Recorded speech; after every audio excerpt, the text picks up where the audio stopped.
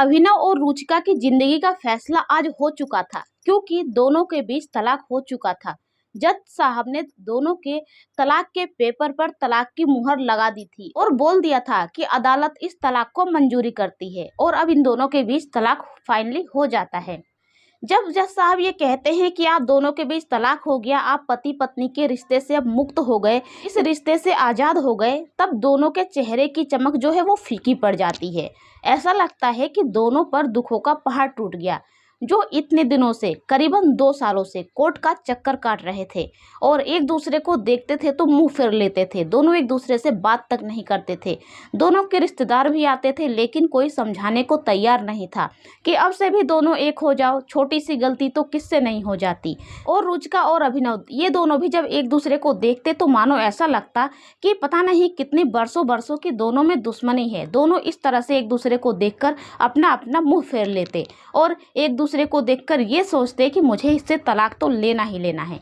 लेकिन आज आखिर ऐसा क्या हुआ कि जब दोनों का तलाक हो गया, जज साहब की मुहर लग गई कि अब आप इस रिश्ते से आज़ाद हो, तो दोनों के जो दिल की धड़कन है वो काफ़ी ज़्यादा बढ़ गई और दोनों के मन में एक बेचैनी से पैदा हो गई। दोनों आखिर ऐसा क्या सोचने लगे। तो हेलो दोस्तों, मेरा नाम है मनोरमा और आपका हमारे चैनल पर स्वागत है। दोस्तों, अगर आपको ये वीडियो पसंद आए जरा से भी तो वीडियो को लाइक करें और हमारे इस चैनल को सब्सक्राइब जरूर करें। और आपको ये वीडियो कैसी लगी कमेंट बॉक्स में कमेंट करके ज़रूर बताएं। हम अपनी अगली वीडियो में आप सभी का नाम जरूर लेंगे। दोस्तों, ये कहानी है दिल्ली के आनंद विहार की, जहां पर एक लड़का जिसका नाम अभिनव था वो अपनी पत्नी रुचिका के साथ रह रहा था। लेकिन पता नहीं कुछ ऐसी दोनों के बीच क्या बात हो गई जिससे आज दोनों का फाइनली तलाक हो चुका होता है। जज साहब ने दोनों के रिश्ते पर मुहर लगा दी होती है कि अब आप दोनों अलग हो गए, जिससे जो अभिनव है और जो रुचिका है दोनों काफी ज्यादा उदास होते हैं। वहीं अभिनव जो है वो कोर्ट परिसर से बाहर आता है। बाहर एक टी स्टॉल होता है, कॉफी स्टॉल, वहां पर जाकर वो बैठ जाता है। तभी रुचिका भी आती है। रुचिका अपनी स्कूटी के पास जाकर खड़ी हो जाती है। दोनों के परिवार वाले भी आते हैं, लेकिन वो लोग अपने अपने रास्ते घर चले जाते हैं। रुचिका के परिवार वाले सोचते हैं कि रुचिका तो स्कूटी से आएगी, और वहीं अभिनव अपने परिवार वालों से बोल देता है कि आप सब जाइए, मैं कुछ देर के बाद से आ जाऊंगा। तो चले जाते हैं। इधर अभिनव बैठा हुआ वो रुचिका की तरफ देख रहा होता है। रुचिका उसकी तरफ नहीं देखती है। अभिनव मन ही मन सोच रहा होता है कि लगता है इसे कोई फर्क नहीं पड़ता हमारा रिश्ता टूट जाने की वजह से, और वो बस यही सोच रहा होता है। तभी उसकी नज़र उस एडवोकेट पर पड़ती है जो कुछ देर पहले ही कोर्ट के अंदर इन दोनों का तलाक करवाने के लिए आपस में बहुत ज़्यादा लड़ रहे थे, झगड़ रहे थे। वो देखता है कि धीरे धीरे ये लोग भी एक दूसरे का हाथ पकड़कर बाहर आए। दोनों फिर चाय की दुकान पर गए और चाय की चुस्की लेने लगे और बहुत ज़्यादा खिलखिलाकर हंस रहे थे। दोनों के बीच ऐसा मतलब कि बहुत ज़्यादा गहरी दोस्ती हो ऐसा लग रहा था। अभिनव इस बात को देखकर सोचता है कि बताओ, आज मेरा घर टूट गया, मेरा परिवार टूट गया, मुझसे मेरा सब कुछ छिन गया, लेकिन ये लोग ही हैं जो कुछ देर पहले वहां पर अंदर कितने ज्यादा लड़ रहे थे, और अब जब हमारा तलाक हो गया तो बाहर आकर कैसे चाय की चुस्की ले रहे हैं, हाथों में हाथ डाले दोस्ती के साथ। वो यही सोच रहा होता है। मन में ये भी सोचता है कि मेरे परिवार के लोग भी ऐसा ही कर रहे होंगे और रुचिका के परिवार के लोग भी ऐसा ही कर रहे होंगे। घर पे जाके वो इतने ज़्यादा खुश होंगे कि पार्टी मना रहे होंगे, ये तो पक्का है। वो मन ही मन सोच रहा होता है। तभी रुचिका जो है वो अब एक नज़र अभिनव की तरफ देखती है। जब वो अभिनव की तरफ देखती है तो उसके चेहरे पर काफ़ी ज़्यादा उदासी होती है, लेकिन जो अभिनव होता है वो उसके चेहरे को पढ़ नहीं पाता कि जैसे मेरे दिल का हाल है वैसे ही रुचिका के दिल का भी हाल है। और वो कुछ सोचे इससे पहले ही रुचिका अपनी स्कूटी की स्पीड जो है वो तेज़ करती है और वहाँ से जाने लगती है। वो बहुत ज़्यादा स्पीड में जाती है अपनी स्कूटी चलाकर। अभिनव भी उधर ही देख रहा होता है। तभी जो रुचिका है वो अचानक से जाकर एक कार से टकरा जाती है, क्योंकि उसकी स्कूटी की स्पीड ही इतनी ज़्यादा तेज थी और मानो ऐसा लग रहा था कि वो सारा गुस्सा अपनी स्कूटी पर ही, उसकी स्पीड पर ही निकाल रही हो। इसीलिए अब वो जाकर एक कार से टकरा जाती है, उसका एक्सीडेंट हो जाता है। अभिनव देखता है कि अरे क्या हुआ, लगता है कि रुचिका का एक्सीडेंट हुआ। वो भागा हुआ वहां पर जाता है, देखता है कि सच में उसकी रुचिका तो वहां पर पड़ी है। हालत बहुत ज़्यादा रुचिका की गंभीर हो चुकी थी, बहुत ज़्यादा खून बह चुका था। वो एक ऑटो वाले को रुकवाता है। उसके बाद वो ऑटो में बैठकर कहता है किसी नज़दीकी अस्पताल ले चलो। ऑटो वाला जो है वो पास के हॉस्पिटल में लेकर जाता है।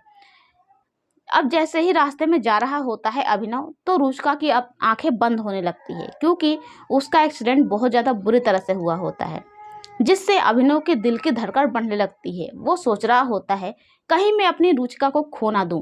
वो काफ़ी ज़्यादा परेशान हो जाता है, जल्दी से हॉस्पिटल के अंदर लेकर जाता है। अब हॉस्पिटल आ जाता है तो वहाँ पर डॉक्टर डॉक्टर चिल्लाता है। डॉक्टर आते हैं, इलाज शुरू कर दिया जाता है। अब जब इलाज शुरू होता है तो अभिनव को कुछ भी नहीं बताया जाता, केवल इतना बताया जाता है कि इनकी हालत काफ़ी ज़्यादा गंभीर है। अब जो अभिनव है वो इतना ज़्यादा टूट जाता है अंदर ही अंदर, और सोचता है कि ये मुझे क्या हो रहा है।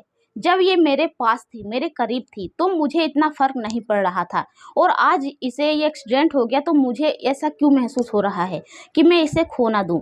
वहीं डॉक्टर साहब आते हैं। अब अभिनव को रूम से बाहर कर दिया जाता है। चेकअप चलता है कुछ देर तक।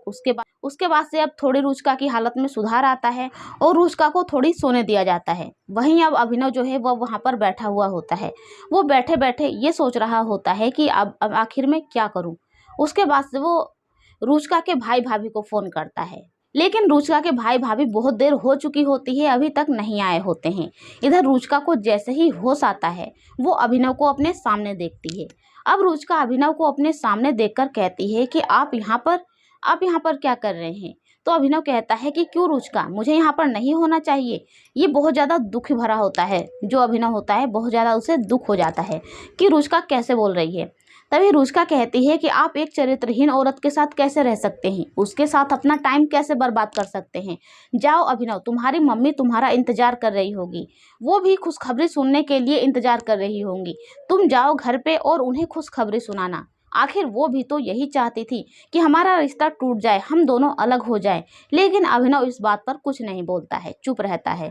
तभी कुछ सोचने के बाद उसके बाद से अभिनव बोलता है कि रुचिका, मैं भी तो दहेज का लोभी हूँ। मैं भी तो किसी और लड़की के चक्कर में पड़ा हुआ हूँ। क्या तुम्हें सच में ऐसा लगता है? तुमने मुझ पर ये सब इल्जाम लगाया था, क्या तुम्हें सच में ऐसा लगता है कि मैं किसी और से प्यार करता हूँ? तो रुचिका कहती है कि नहीं, मुझे पता है कि तुम ऐसे नहीं हो, लेकिन फिर भी मुझे ये सब इल्जाम लगाना पड़ा था। और वो अभिनव को एक बार फिर से वहां से जाने के लिए कहती है। अभिनव कहता है कि अब चुप हो जाओ, कोई भी फॉर्मेलिटी नहीं है। उसके बाद से रुचिका कहती है कि क्या तुमने अपने पैर का ऑपरेशन करवाया? अभिनव कहता है कि नहीं, अब मुझे मेरे पैर में बिल्कुल दर्द नहीं होता है, दर्द ही महसूस नहीं होता है। अब जो मुझे आगे करना है मैं वही करूँगा। उसके बाद से अब रुचिका कहती है कि मैंने तुम्हें अपनी कसम भी दी थी कि तुम ऑपरेशन करवा लेना, लेकिन फिर भी तुम नहीं सुने। अभिनव कुछ नहीं बोलता है। तभी रुचिका कहती है कि ऐसा करो कि जो 6 लाख रुपए तुम्हें मुझे देने हैं ना, वो तुम मत देना। अभिनव कहता है कि क्यों नहीं दूंगा, मैं तुम्हें जरूर दूंगा वो 6 लाख रुपए। तुम्हारा वकील मुझे कोर्ट में यही साबित करने में लगा हुआ था ना कि मैं सक्षम नहीं हूँ, मैं वो पैसे तुम्हें नहीं दे सकता हूँ, मैं तो नालायक हूँ।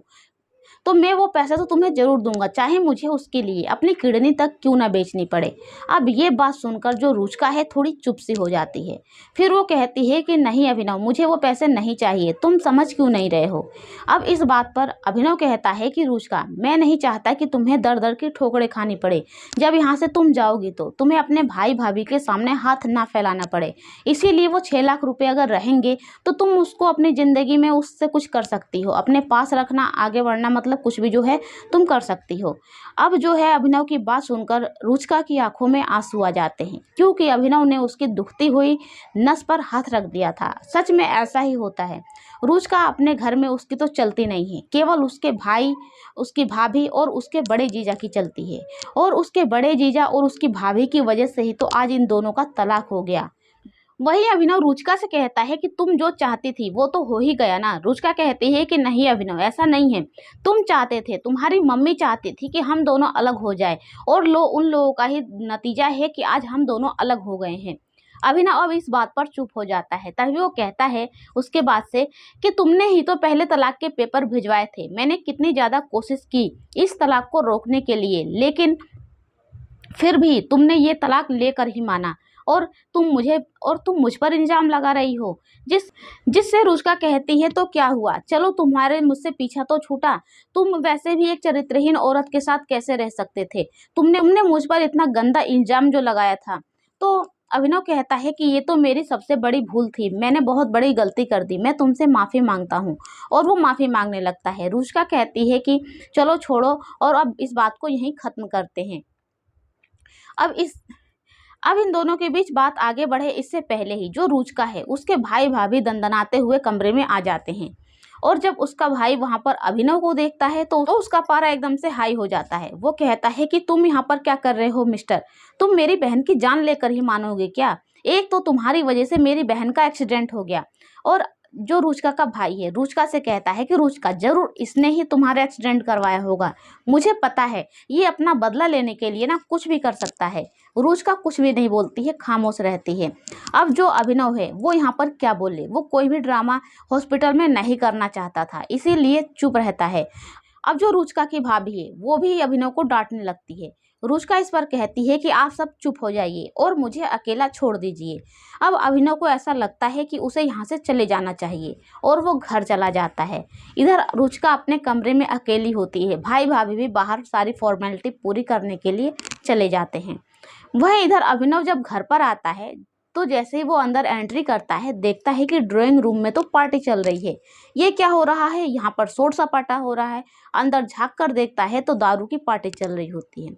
अब वो सोचता है कि बताओ मेरा रिश्ता टूटा, मेरी जिंदगी तहस नहस हो गई, आज मेरी पत्नी मुझसे दूर हो गई, हम दोनों के बीच ये सब कुछ क्या हो गया। लेकिन इन सबको पार्टी सूझ रही है, ये सब कितने ज़्यादा खुश हैं, वो सबके बारे में सोचने लगता है। और वो ये सोचता हुआ जाकर अपने कमरे में बिस्तर पर लेट जाता है।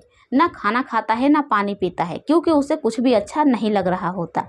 वो जाकर अब लेट जाता है, करवटें बदल रहा होता है। वो अपनी रुचिका को याद कर रहा होता है। तभी वो अलमारी खोलता है। अलमारी में रुचिका के कपड़े 2 सालों से जो पड़े होते हैं, जब वो अपने मायके गई थी, उसे देखता है, निहारता है और मन ही मन सोचता है कि रुचिका, मैंने बहुत ज़्यादा कोशिश की कि तुम घर वापस आ जाओ, लेकिन तुम वापस नहीं आई। और फाइनली आज तुम मुझे हमेशा हमेशा के लिए छोड़कर तुम अपने मायके जाने लगी। आज तुमने फाइनली ये रिश्ता तोड़ ही दिया। वो ये सोच रहा होता है।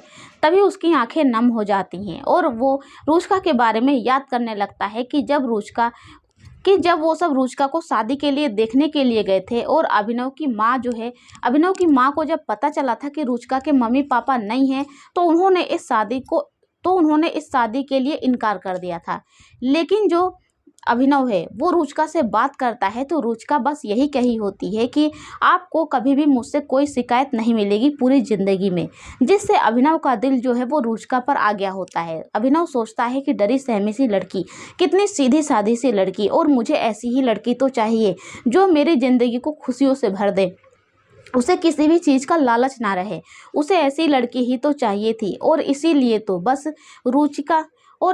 तो केवल अभिनव की पसंद ही थी रुचिका, और इसीलिए अभिनव रुचिका को शादी करके घर में लेकर आया था, भले ही रुचिका की सास रुचिका को पसंद नहीं करती हो। और वो ये भी सोचता है कि जब उसके भाई की पत्नी, वो ज़्यादा पैसे वाली थी, वो घर में आई शादी करके, तो रुचिका का जो एक घर में इज्जत था वो कम हो गया। माँ जो है वो इसे बात बात पर डांटने लगी और इसे हर बात पर नीचा दिखाने लगी, और इसी को शायद ये सब बर्दाश्त नहीं कर पाई, इसीलिए टेंशन में मुझसे झगड़ा करने लगी और हम दोनों के बीच इतनी ज़्यादा अनबन हो गई।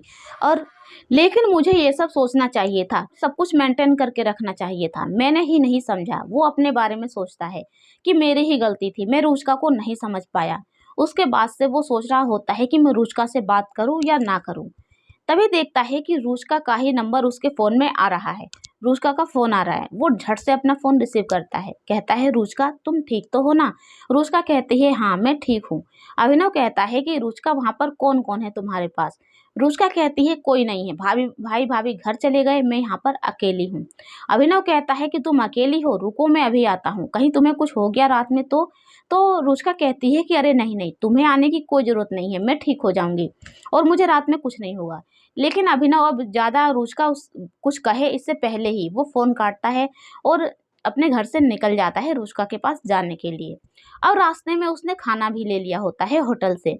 वो रुचिका के पास पहुंचता है, कहता है कि लो मैं तुम्हारे लिए खाना लेकर आया हूँ। रुचिका कहती है, मुझे पता था तुम जरूर आओगे और खाना लेकर भी आओगे, क्योंकि मुझे पता था कि घर जाने के बाद ना तुमने खाना नहीं खाया होगा।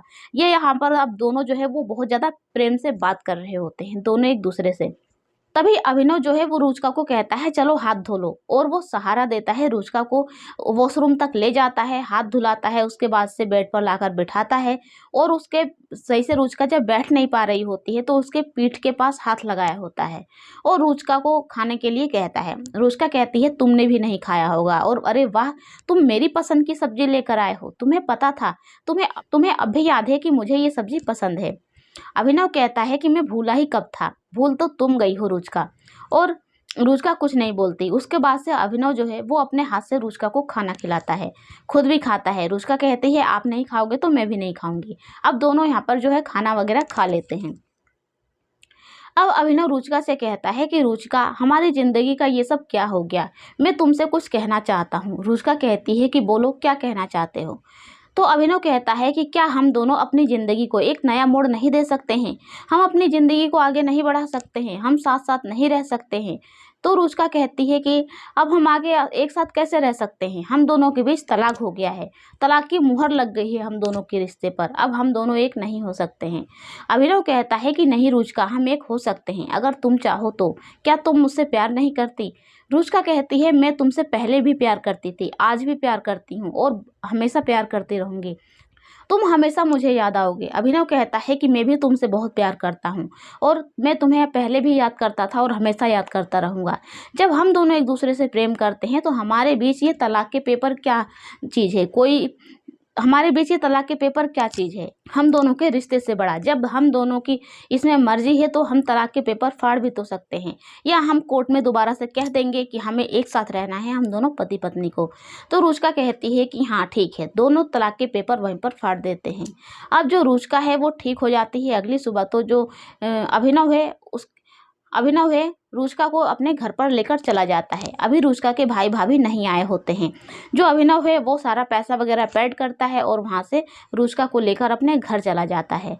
अब यहाँ पर जो घर वाले हैं वो उन लोगों का तो चेहरा देखने लायक होता है, लेकिन जो अभिनव है वो कह देता है कि रुचिका मेरी पत्नी है और आज से ये यहीं रहेगी, अगर किसी को दिक्कत है तो वो मुझसे बात करे, लेकिन मेरी रुचिका को, मेरी पत्नी को कुछ भी कहने की कोई ज़रूरत नहीं है। और अब यहाँ पर जो रुचिका और अभिनव है वो समय रहते यहाँ पर दोनों अपने रिश्ते को सुधार लेते हैं, दोनों एक हो जाते हैं दोस्तों। तो दोस्तों आपको ये कहानी कैसी लगी हमें कमेंट बॉक्स में कमेंट करके ज़रूर बताएं, और आप ये वीडियो कहाँ कहाँ से देख रहे हैं ये भी कमेंट में हमें ज़रूर बताएं। हम आपका नाम अगली वीडियो में ज़रूर लेंगे।